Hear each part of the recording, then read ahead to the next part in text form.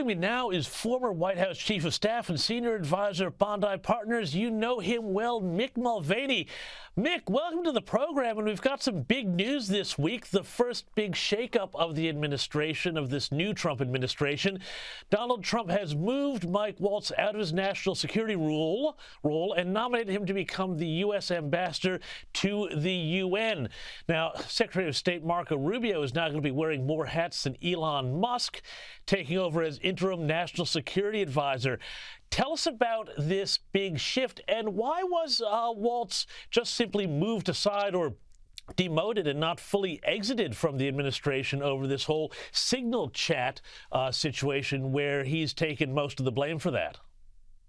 Yeah, well, I think the reason Mike is still in the administration is he's a very talented guy. He just is. Everybody likes him. He's good at what he does, and they want to have him on the team. You just can't stay as the national security advisor after you have a mistake like this. Look, at this level, you just can't afford to have these types of errors.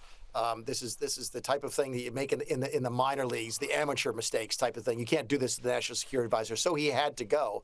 But they wanted to have him on the team, so they put him in at the United Nations, or will try to put him at the United Nations, which is a demotion of some sort. Keep in mind, James, he is going to have to go through Senate confirmation. This is not as easy a position to obtain as a national security advisor. The president gets to name a national security advisor. He only gets to nominate a UN ambassador. Well, yeah, so that brings me to my next question here, which is that when they have these confirmation hearings, I was thinking the exact same thing you were. Will Democrats on the committee there try and use these hearings as a way to grandstand and bring up the whole Signal thing, but also, you know, generally try and grandstand against the administration on that big stage? Did you just ask me if senators are going to try and grandstand on television, James? I know, Mick. I know. It's a naive question. But it raises a really good point. And here's the issue that I think not a lot of folks are considering, which is that we are going to go through a Senate confirmation process, which means that the Senate Democrats will be able to poke and prod at Mike Waltz for literally months. And if they find out anything on the Signalgate issue, they will be able to leak that out to the press. I don't think it hurts Mike Waltz in the long run. I'll be wondering if there's any collateral damage. I'm thinking specifically here about Pete Hegseth. The Secretary of Defense got caught up in the Signalgate thing. He's had a calm couple of weeks. He needs a calm couple of months. The last thing he needs is a slow drip, drip, drip of more scandal coming out of the Mike Waltz Senate confirmation process. So that will bear watching for sure. Yeah, I think you're right, and I think everybody out there should be watching that confirmation process because there's going to be a lot of mischief in that. But I'm glad you mentioned Pete Hegseth because there was this really interesting little bit of John Bolton talking about Hegseth. Listen to what he told CNN this week.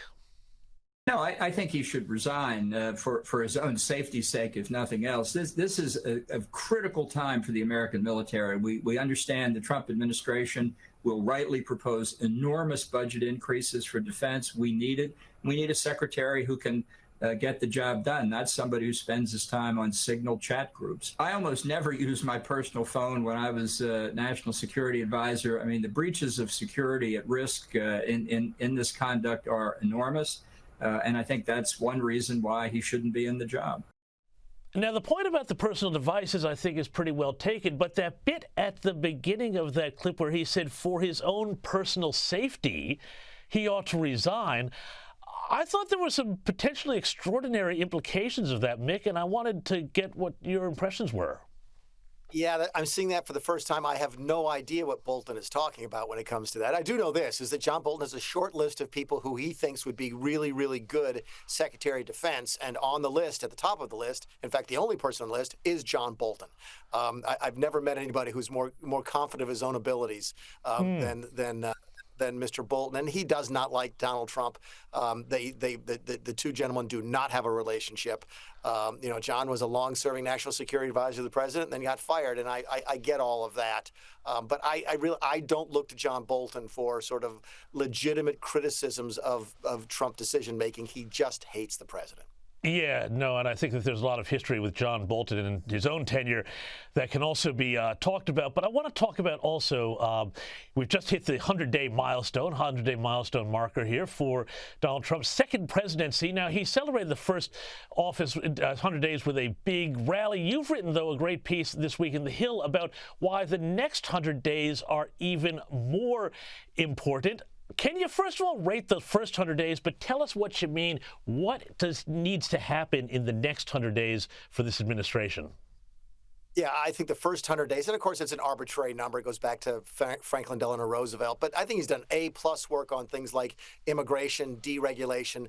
The tariff thing has been a problem, so he hasn't got an A-plus there. He's probably got a C-plus or a B-minus. He's trying to fix things. He's moving in the right direction on that. But the next 100 days is probably a lot more important. He desperately needs this tax legislation to pass, and that means there'll be a focus on debt. A lot of discussion, James, the next 100 days on debt, because they have to figure out a way to offset what they're trying to do with the tax plan. They want to spend a lot more money on defense. They think they're going to cut spending in other places. I don't know. But there's going to be a focus in this country right now on either spending less or, and I'm not making this up, raising taxes on the wealthy. You thought you'd never hear Republicans talk about that, but they are now talking about it relatively openly. And I'll be curious to see whether or not it's easier in Washington, D.C. to cut spending or raise taxes. And my money, James, is on raising taxes. Well, yeah, that's generally the way it's been, I think, at least as far back as Ronald Reagan, which is as far back as I remember on these things. But, you know, finally, we've also got, it's 100 days, and, of course, that means someone's trying to impeach Donald Trump. Democrat Congressman Sri Thanadar has filed 7 impeachment articles against the president, saying we do not have kings, we have presidents, and there is a reason why. The activities of this president are unconstitutional. The activities of the president, he has no regard for democracy. Well, okay, fine. I mean, this just sounds like what we normally hear on MSNBC. But this Thanadar guy is also a fairly strange character with a history involving a failed medical research company and allegations of animal cruelty. I'm just not quite sure he's the public face of who the Democrats want leading the charge against Donald Trump here. What do you think, Mick? Yeah, if you want to go have a good giggle, find his speech on YouTube. It really is. It's bizarre. But anyway, James, I don't know if you know this or not. He was actually able to convince a couple of the Democrats to co-sponsor that motion with him, and then they took their names off of the bill. I know that sounds like it's deep in the weeds, and probably it is, but there's nothing more insulting in Washington, D.C., in the House of Representatives, to have someone put their name on your bill as a supporter and then pull it off. But that's how toxic this individual is. Even his own Democrat colleagues are running away from him in public. So yeah, I don't expect this particular impeachment motion to get very far. Yeah, no, it doesn't sound like it's going too far at all. Mick Mulvaney, thanks as always for joining me. Really appreciate it.